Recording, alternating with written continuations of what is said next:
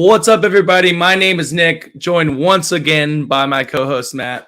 We've got a special guest today, FastMoneyLabs. You can call him Connor.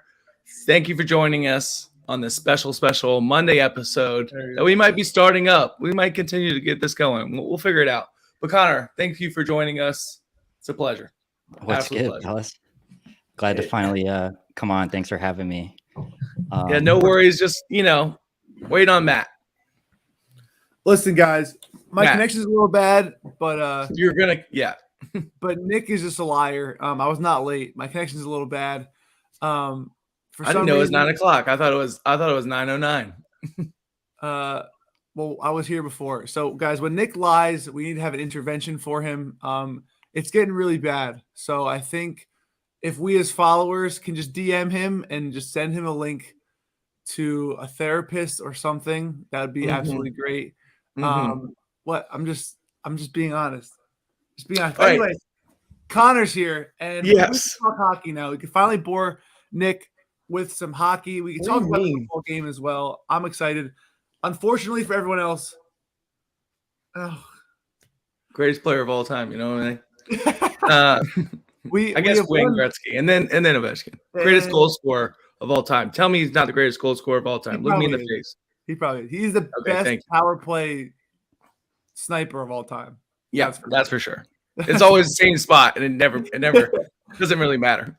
But yeah, Connor, thank you for joining us. Why don't you tell us, the people, a little bit about yourself? Obviously, you're part of the Flash Picks family. You do some NHL, some NFL, but I won't steal all your thunder. Go ahead. Yeah, appreciate it, Nick. Nice to see you guys again. So I've been with Flash Picks almost 1 year now to the day. Wow. So Longer than us. It's been a wild run, boys. But my real background, I started, in finance and banking, and I was really invested in the markets and analyzing stocks, and a lot of my background is in numbers, data analysis, whatnot. I graduated from college with a finance and economics degree in 2014. So just about 8 years ago, I went to Sacred Heart University in Connecticut. And, when the pandemic hit, there's just, it caused me to reflect a bit. And I always loved fantasy sports, guys. I know you do too, but there's just a natural connection, right, with the sports betting world. And what I get a thrill out of, I don't know about you guys, but just it's less for me about winning the money, right, and more about trying to beat the books and trying to analyze things and follow the news. Like a lot of the times, what I've realized is it's less about the trends and the projections and more about just following the news. And if you can find ways to beat the books, it doesn't matter how much you're winning. For me, that's what gives me satisfaction. So I actually decided, at some point I was getting overworked, felt like I was underpaid. I'm like, you know what, I'm done with this. And I had other stuff in my life, family stuff, so I quit. I walked away from the bank, and, I said, I want to pursue a career, something I'm passionate about, which is sports. So here I am. Really appreciate y'all having me on. Happy to chat through the NHL slate with you guys. But yeah, any questions for me, or you want to just dive right in? Well, first of all, great story. Thanks for coming on. Glad you made the switch.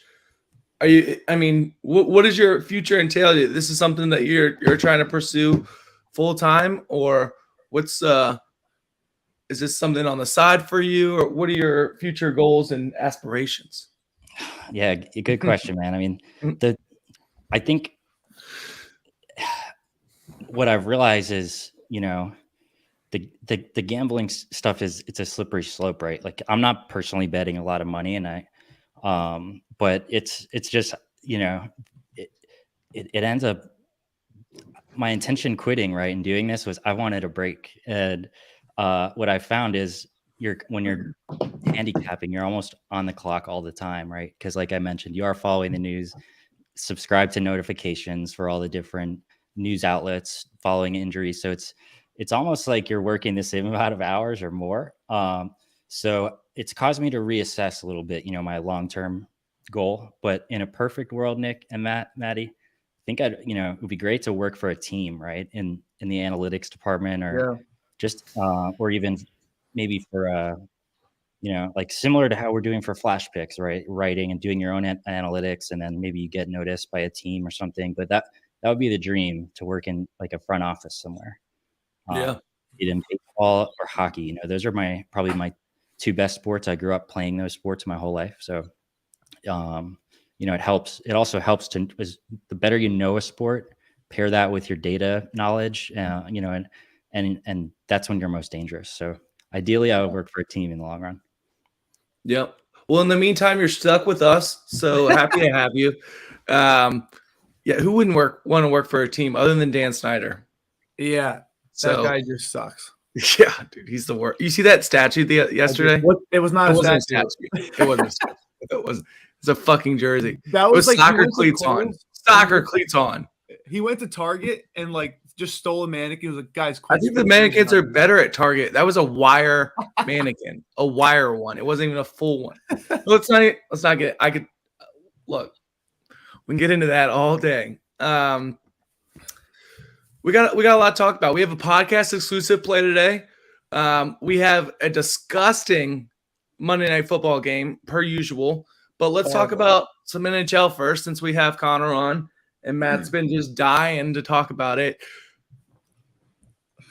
I should have seen this coming from absolutely, as soon as I knew Connor was coming on, I was like, oh, I already know the play. Oh, they're playing tonight. Guys, what's the play for tonight? What are you guys locking in? Connor, why don't you go over it? I know you. Yes. So listen, the first place, just as a tip of, the first place I'm looking on the NHL slate is I'll check the projected goaltenders, right? Because that's a source that can be a source of betting value. True. If you can catch a backup goalie in net. On Mondays, most teams don't play on Sunday. So on Mondays, it's usually all the starting goalie. And right now, it looks like for the entire slate, it looks like the starting goalies will be in net. So with that said, of the options, I'm just really, really intrigued by the price on the Devils money line tonight. Let's be honest. The Rangers have owned the Devils in recent years, especially at Madison Square Garden. I think the Devils have lost 4 straight there. Some have been close, but some weren't. And I just think that the Devils are still not getting the respect they deserve in the market. And I found at MGM, the Devils are actually minus 105. So they're the implied underdog. And putting all biases aside, I'm a big Devils fan, but putting biases aside, I don't think this game should be a coin flip. Or, if it is, the Devils shouldn't be cheaper to bet than the Rangers. So from a pure value perspective, boys, I'm hopping on Devils money line, MGM minus 105. That's feels like a solid value play that we can kind of sweat out while we wait for football. Yeah. So what you're saying basically is, you grew. The Devils went to college. They got a little bigger. They bulked up. They came back home, and they're ready to beat up their stepdad. They used to beat him up. So they're ready to go. They're not going to get bullied anymore. Is that 60-minute line? Is that a regular money line? Tell me about that. Yeah, regular money line, minus 105. I could see this game going to overtime.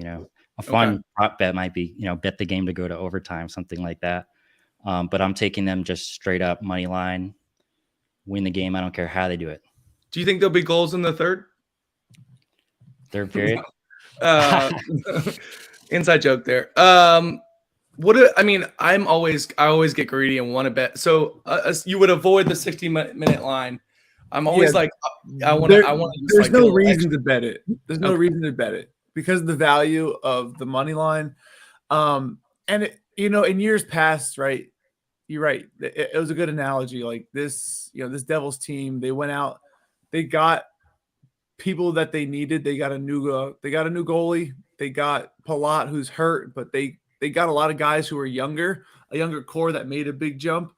Guys like Nico, guys like Jack Hughes, who's only 21. Like a lot of these young guys, all around. Jesper Bratt, who's looking phenomenal. The Devils are leading almost every advanced analytic category in expected goals, expected goals against. Like this team is just playing out of their minds.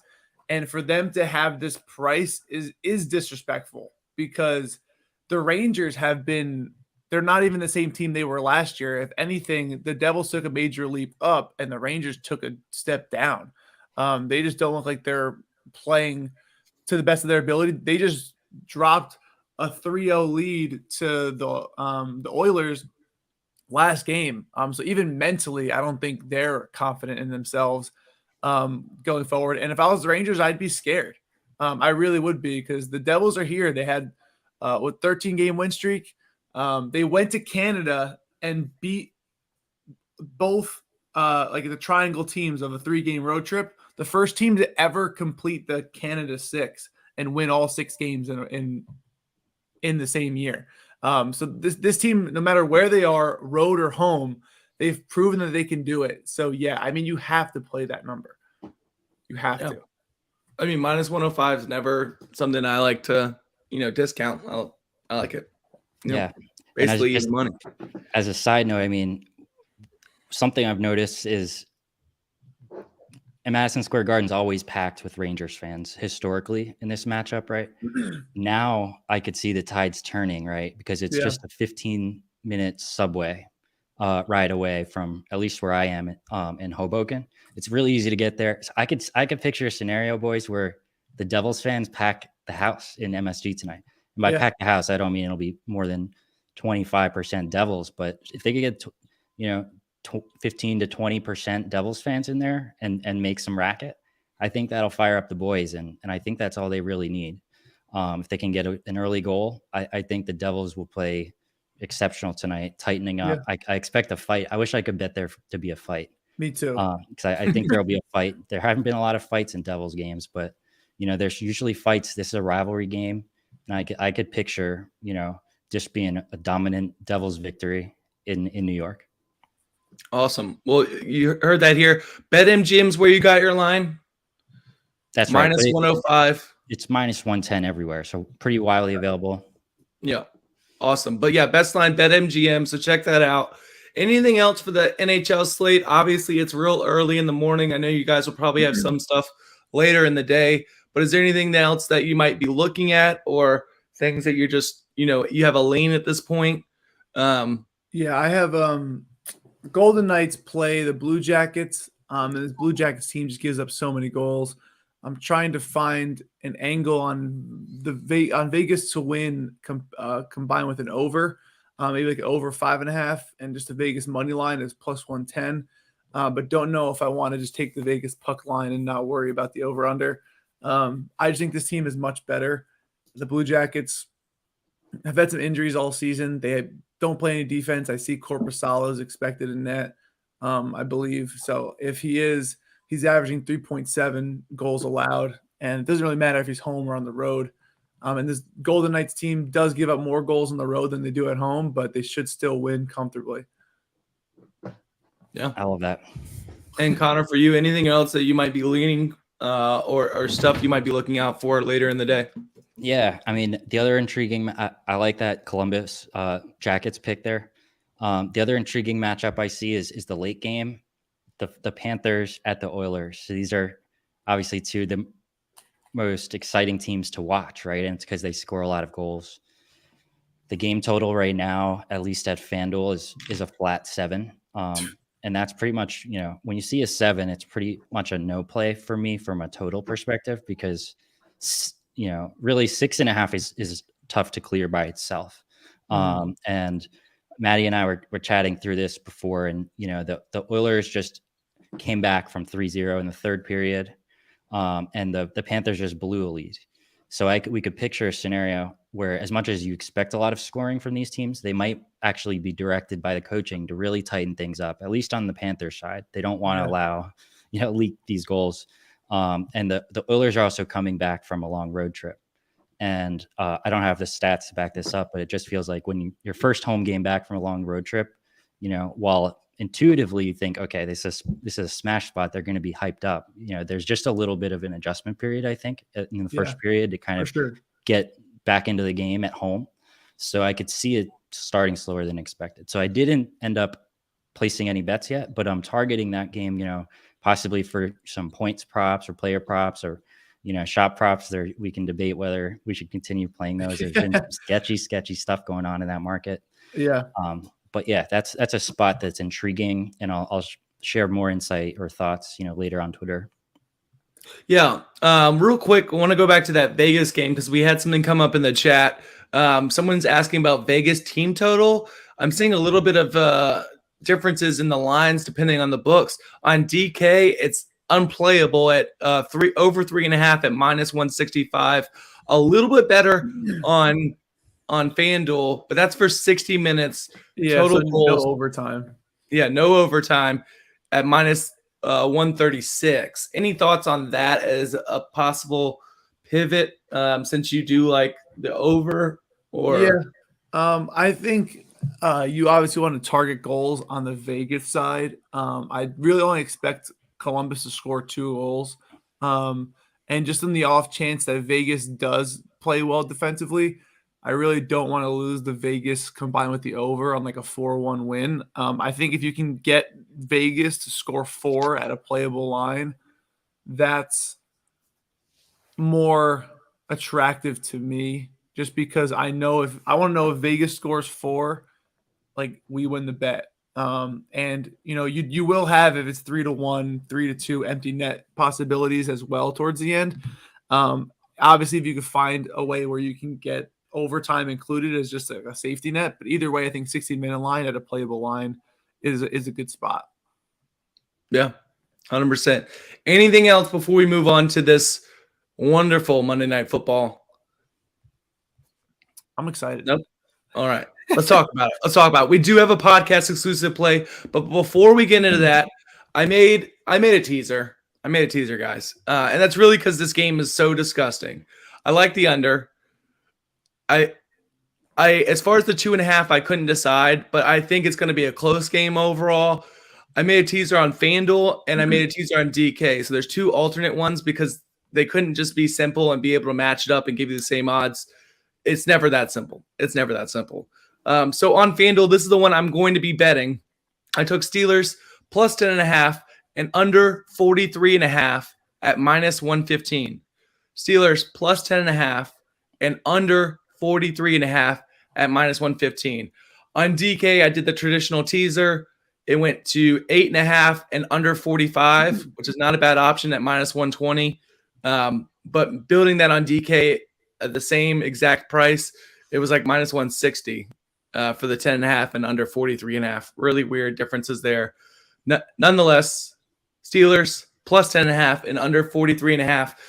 Connor, I'm gonna pass it to you because you said some interesting stats at the beginning of the episode. I don't know if you still have them. If you do, fine. Yeah, so the unders are hot on Monday Night Football.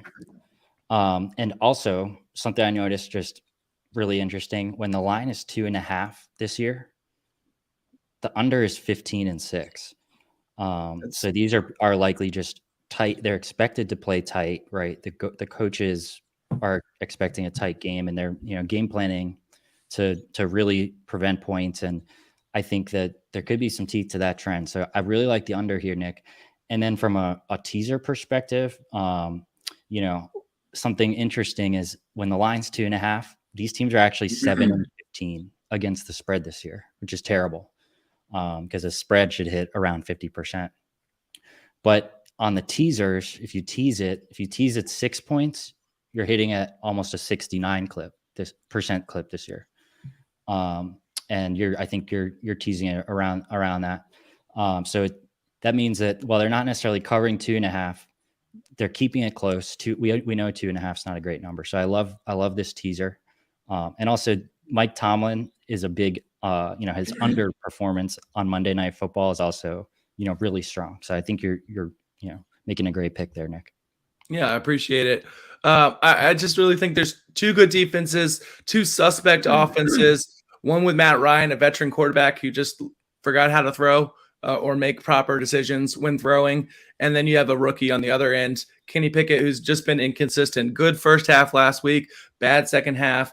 And he's going up against a really, really good defense who's got TJ Watt back and Fitzpatrick. So it should be exciting. And this goes into our next play, podcast exclusive play.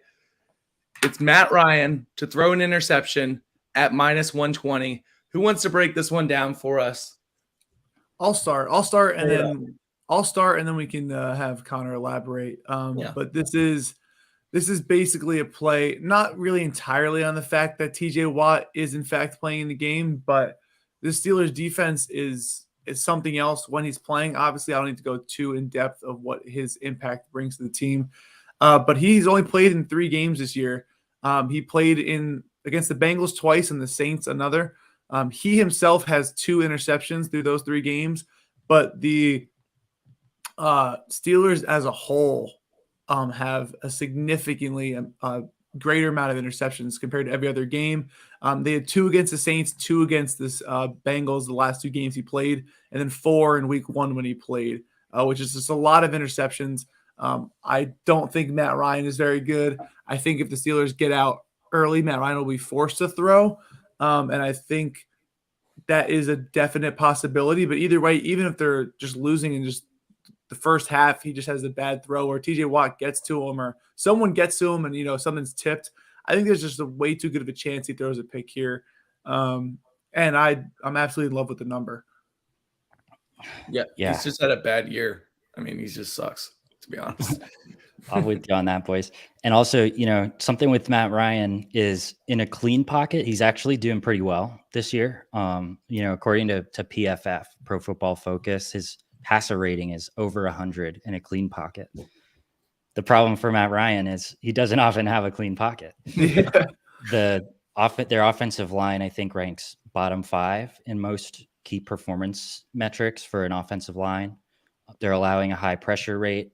And under pressure, his quarterback rating drops from above 100 down to around 40 this season. 40. That's really bad. I think we could have 40, right? So I think the Steelers obviously want to pressure him. They're healthy. They've got the personnel and a mismatch to make it happen. So look for the Steelers to apply pressure, and love this interception prop. I locked it in.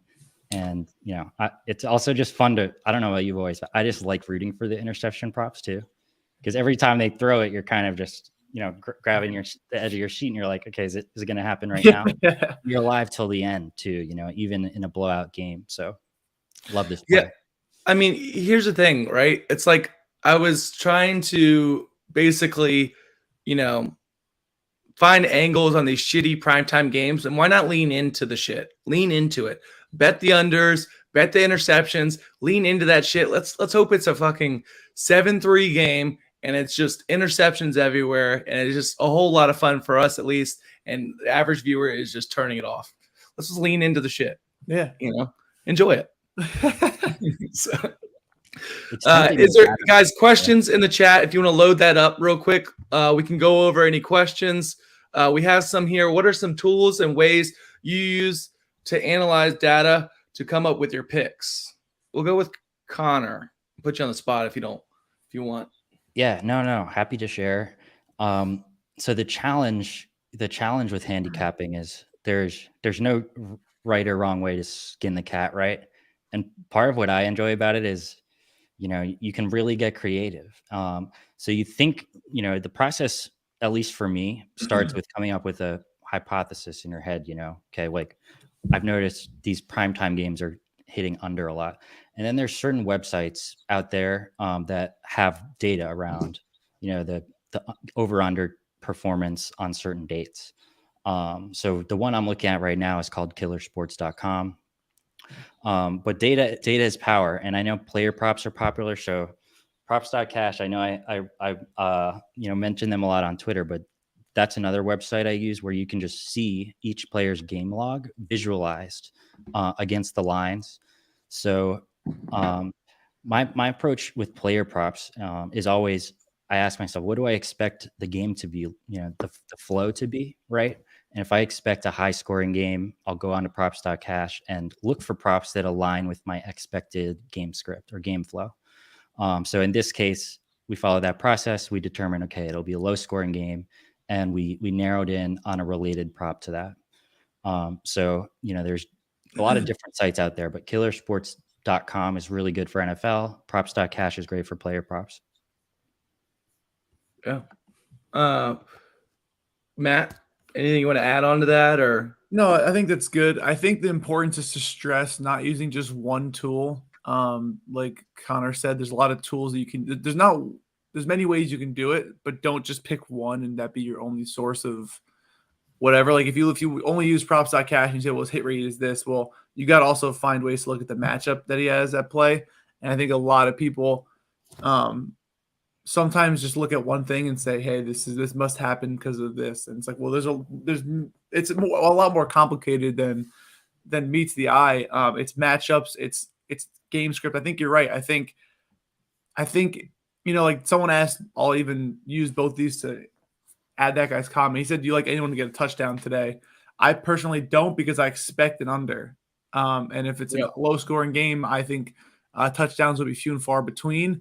If I had to pick anyone, I'll just go with the running backs, just because that's the way I see the game moving. I think Tomlin's going to try to not have Pickett have as many scary primetime moments in this game. I think he's going to let the run game take over, control tempo. That's what he does anyway, especially in these close games and these primetime games. He likes to control the tempo, control the pace, kind of control the game script.